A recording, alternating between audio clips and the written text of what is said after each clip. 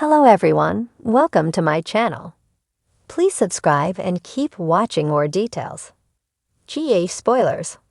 Lucky's visions of Elizabeth spark debate. Will he come home a changed man? General Hospital, GH. Spoilers suggest Lucky Spencer, Jonathan Jackson, may have had his come to Jesus moment when he was lying on the floor of a cell in Jen Sidwell's Carlo Rhoda compound having hallucinations of Elizabeth Baldwin, Rebecca Hurst. In some ways, Elizabeth has always grounded Lucky. At times he needed it. At other times he ran away from it. It appears he knows that since his psyche-induced version of Elizabeth was reading him the riot act for running away from his family for the last 10 years. Coming to, Lucky was immediately inspired to get up and get out. He's ready to go home to his family. But is that where he'll stay? Just how much of an impact will the version of Elizabeth he's kept in his head have when it contrasts with the real-life version of her waiting for him back in Port Charles?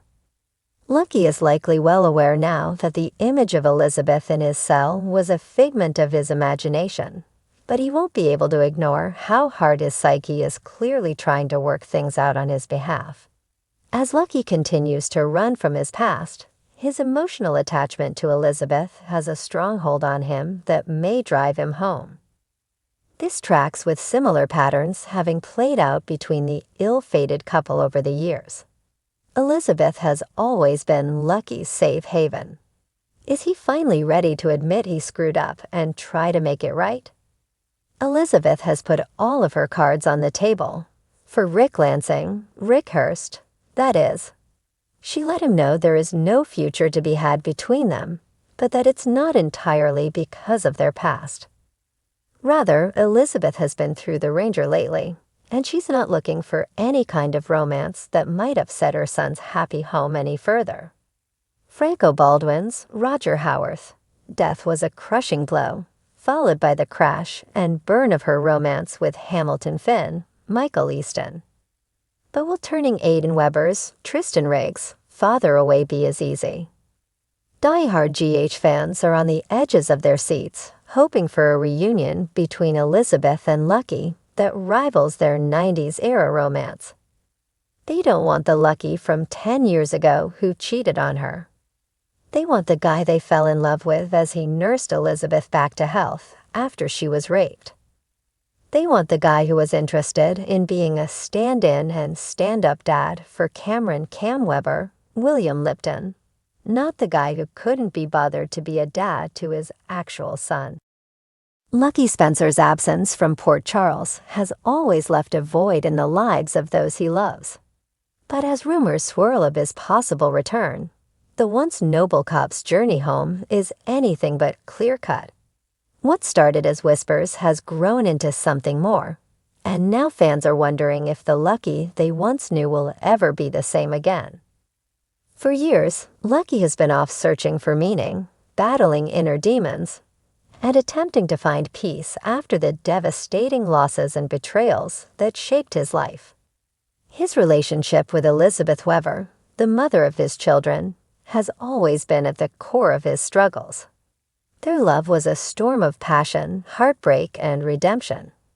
But when he left Port Charles, it was with the burden of their shattered relationship still weighing on his soul. Recently, Lucky has begun experiencing vivid, haunting visions of Elizabeth. These apparitions aren't merely memories. There's something far more mystical at play. The visions come to him unbidden, always at moments when he is most vulnerable, exhausted from his travels, or seeking solace in a quiet corner of the world.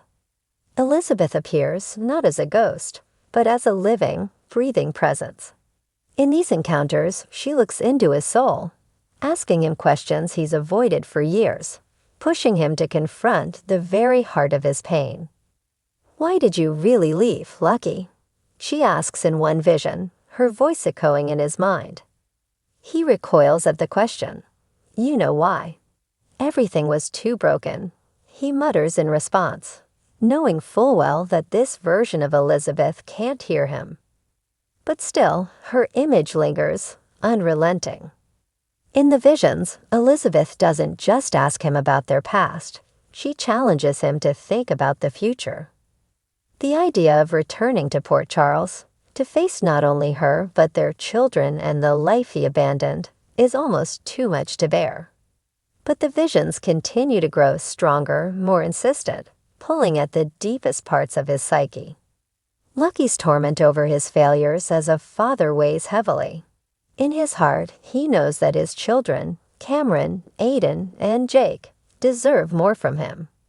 Cameron has grown into a strong, young man despite Lucky's absence, while Aiden has been shaped by Elizabeth's strength and the influence of Franco Baldwin, the man who filled a void Lucky left behind.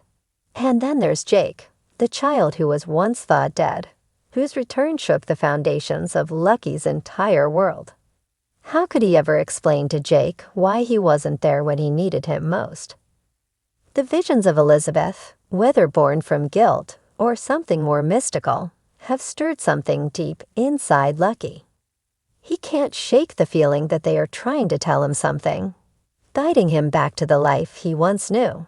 But will it be too late to repair the damage? The idea of returning to Port Charles a changed man is both exhilarating and terrifying for him. The debate over Lucky's potential return has begun to ripple through Port Charles. Elizabeth, for her part, has moved on in many ways. She's focused on her children and her career at General Hospital. But Lucky's name still holds power. A mention of him brings a flicker of emotion to her eyes, a mixture of longing and regret. Could she ever allow him back into her life after everything that has happened? Would she even want him to return, knowing how broken he left things? On the other hand, Laura, Lucky's mother, has always believed that her son would find his way back home. She's a woman of deep faith, not just in a spiritual sense, but in her belief in family. If anyone could heal the wounds between Lucky and Elizabeth, Laura believes it would be Lucky himself, but only if he can forgive himself first. Laura's conversations with Elizabeth about Lucky have been few and far between, but there's an unspoken understanding between the two women.